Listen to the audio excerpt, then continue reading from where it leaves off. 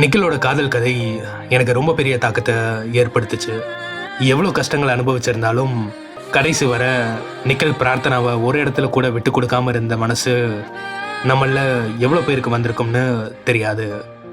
பிரியும் போது கூட என்னை திட்டிராதன்னு கேட்ட பிரார்த்தனாவின் கடைசி ஆசையையும் நிறைவேற்றியது நிக்கில் அல்ல, நிக்கில் பிரார்த்தனாவின் மீது கொண்டிருந்த காதலே. இந்த பிரிவில் நிக்கிலுக்கும் பிரார்த்தனாவுக்கும் பெரிய பாதிப்பே இருந்திருந்தாலும் கடைசி வர அவங்க ஒருத்தருக்கு ஒருத்தர் விட்டு கொடுத்துடாம ஏமாத்திராம அவங்க சூழ்நிலைகளின் காரணமாகவே பிரிஞ்சிருக்காங்க. பிரிவிலும் உண்மையை மட்டுமே கொண்டிருந்த இவர்கள்தான் தோற்றனர்.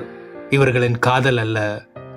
இவர்களின் காதல் என்றுமே ஒரு நினைவாக, ஒரு ஆனந்தமாக அவர்களிடம் இருந்து கொண்டேதான் இருக்கும்.